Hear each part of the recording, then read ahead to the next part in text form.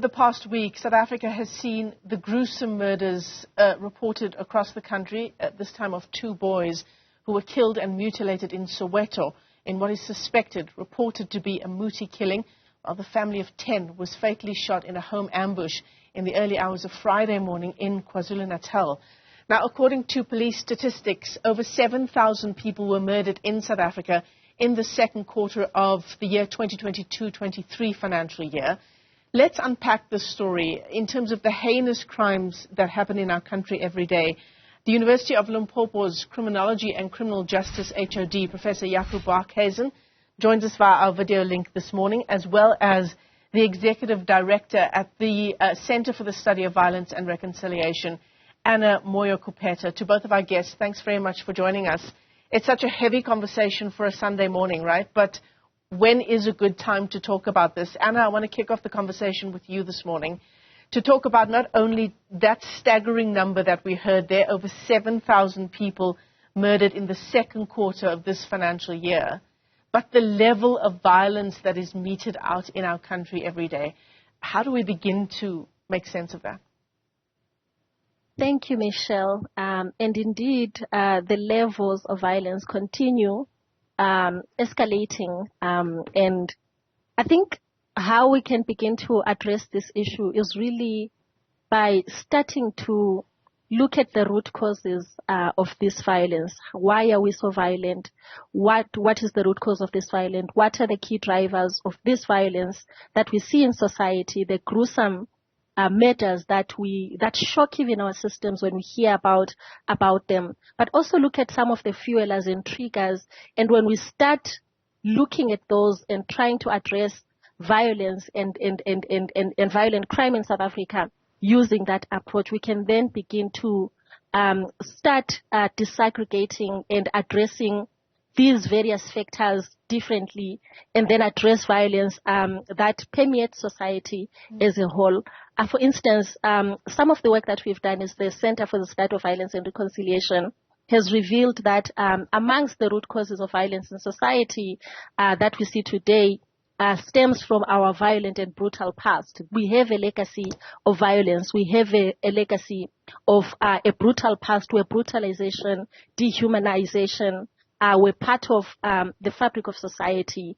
So when we look at this root cause, for instance, where as a society, this is where we came from, but now in a democratic dispensation that we are currently enjoying, we seem to have failed to break away from this violent and brutal past, and that violence has continued to run unchecked into our democracy. And of course, it manifests as violent crime. It manifests as violent murders. It manifests as rape, gender-based violence, many manifestations of violence that we see in society. But also at the core of this violence that we experience today is just the broader normalization of violence in society. Violence is sort of a language that we speak. This is how we address our grievances. This is how we resolve our issues in communities, and it goes from as local as the schools, where your school children, for instance, use violence to resolve issues in schools. We use violence as adults when we are not agreeing. In the home setting, we use violence between a mother and a father, or between parents, for instance, or spouses. We use violence to communicate.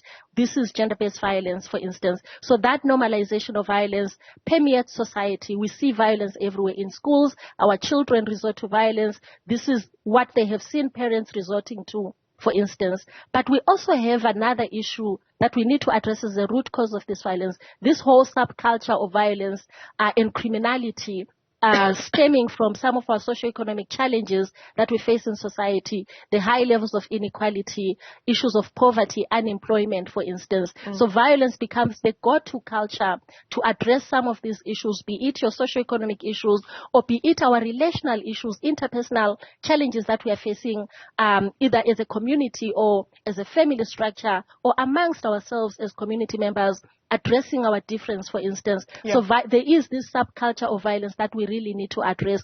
And maybe just before I wrap up, there are also key drivers that we need to address for instance, your alcohol or substance abuse also is amongst what drives violence. For instance, when people's inhibitions are lower, then they go to the default of violence, is what then people resort to even solve issues that may have been solved through peaceful ways. So issues of substance abuse and alcohol abuse among some of the key drivers of violence is important for us to really also address.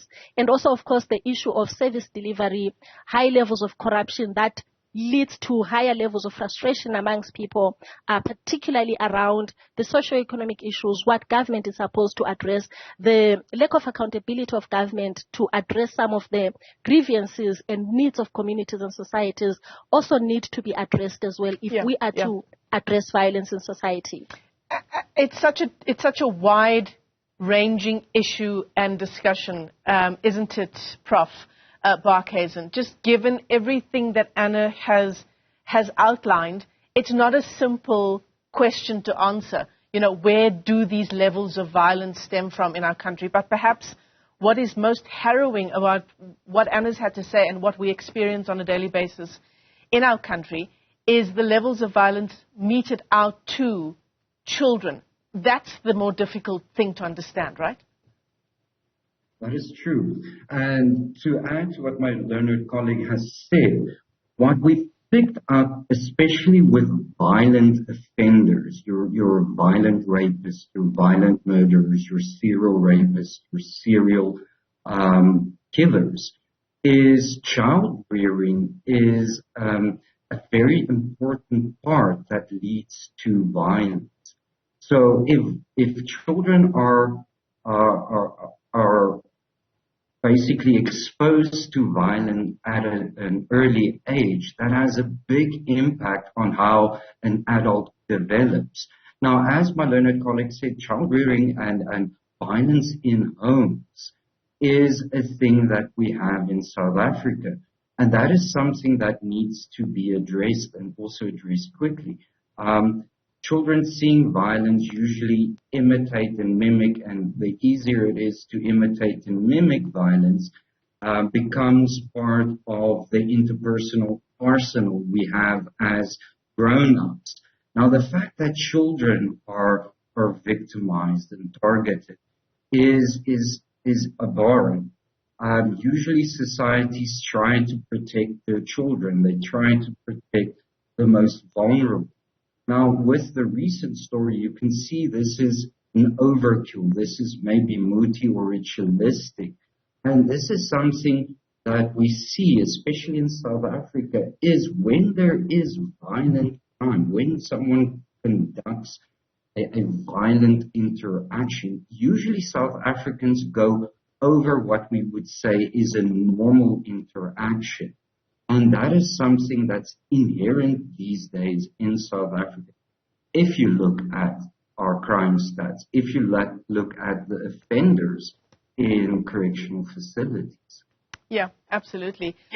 So Anna, you know, where do we begin then as a country? Because it does feel, when we look at the headlines just from the past week, that we are losing the fight, right? We're losing our grip on where to go next. So from the studies that you've conducted, and of course you keep a close eye on the statistics that are released every quarter by police, programs that are conducted by police and various other government entities as well. Do you think that we are on the right track here? We are doing the bare minimum, Michelle, because we're still relying on the criminal justice system to address the high levels of crime, particularly violent crime in the country, and that is not enough. The root causes of violence that I've highlighted, for instance, are actually outside the purview of the criminal justice system to resolve and address. The issue that Prof has raised of child rearing and just the absent parenthood that most children face in South Africa is outside the purview of what the criminal justice system can address. At the very most, the criminal justice system can only address the issue of removing the offender from society. But what do you do when almost everyone in society is most likely to be an offender because of what we've been exposed to. For instance, you speak of vigilantism in South Africa, which we put under the category of collective violence, where you have your law-abiding citizens becoming criminals overnight. But what drives them to taking law into their own hands is the fact that the criminal justice system is failing. The government is failing them. Therefore, they feel this need to take the law into their hands. So how do you address that? How do you address the issue of children, for instance, who then don't remain children forever, whether as victims, as Prof has highlighted, or as people who see this violence? We expose them to violence on television. They hear about violence on radio. They're exposed to violence. They see people who've been killed or murdered in their own communities. So this normalizes this violence that I spoke about. So if we are to address this issue, we need multifaceted approaches to addressing it. One of the ways we need to immediately engage is just have some form of community dialogues around just understanding the root causes, engaging community members, families, and other key stakeholders around how do we address the root causes of violence. And of course, the role of the government is also important. How do we bring leaders to this conversation? How do we actually open up spaces and put mechanisms in place to address the root causes of violence, most of which are structural and systemic? How do we address those first and foremost? That is important. That requires your multi-stakeholder dialogues where everyone brings in solutions. Everyone becomes part and parcel of the solution of how we move forward, how we address some of the legacies of the past that I spoke about, the issues around parenting. How do we actually put structures in place to address most of those? The criminal justice system is important, but it shouldn't be our only solution. It shouldn't be our only mechanism of addressing violent crime and criminality and the whole architecture of violence that we see in society. We also need, for instance, to really bring in the issue of addressing the key drivers. How do we address the issue of substance and alcohol abuse in communities? How do we actually ensure that the socioeconomic issues are addressed? So we really need to have a multi-faceted approach to addressing high levels of crime and criminality in South Africa. Yeah. I mean, we often hear the phrase from the police minister, various other officials as well, when they talk about issues of violence in communities, drugs in communities, gangsterism as well, that it takes a community to work together, right? The police are always saying that they can't do it on their own. Government is always saying that they can't do it on their own. They need the community to work with law enforcement agencies. Professor Barkhuizen, when it comes to issues of corruption and the important role that it plays in exacerbating the kind of criminality we have in the country, that's a mixed message, right? Because often communities are doing all that they can, and in fact communities are working against and failing to work against corruption that the police are a part of. Exactly. It's a bit of a cop-out for the police minister to say they need the communities. Research has shown that communities are trying. My learned colleague spoke about vigilantism, and the reason why we have vigilantism is that the lack in the trust of the police is at an all-time low in South Africa. Communities report. When communities see something, they say something. But it ends there. The police and some of the corrupt officials do not take it further. Now, if people see that, if people see, for example, the Gupta, the first Zondo, based on the corruption trial, based on the Zondo Commission, that it goes nowhere. This lack of faith in the criminal justice system, this lack of faith in the police, this gets worse and worse. And I mean, it's a little bit disingenuous to tell the community, yeah, but you have to report. But they are reporting, but nothing is being done about it. And that is a big problem we have.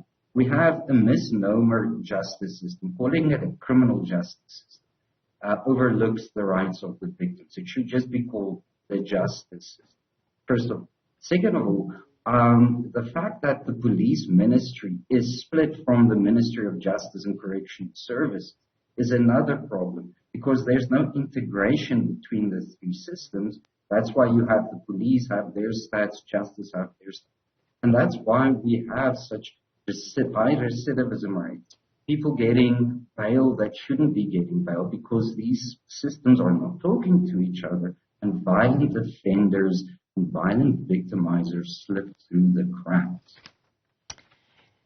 It's a conversation that is such an incredibly important one, especially given what we've seen happening in our country over the past week. But this past week is just a snapshot of the fuller picture in our country every single day insofar as violence and criminality is concerned. To both of our guests, thank you so much for weighing in on this discussion. Professor Jaco Barkhuizen is with the University of Limpopo, and Moy-Kupeta is with the Center for the Study of Violence and Reconciliation. To both of you, thanks very much indeed.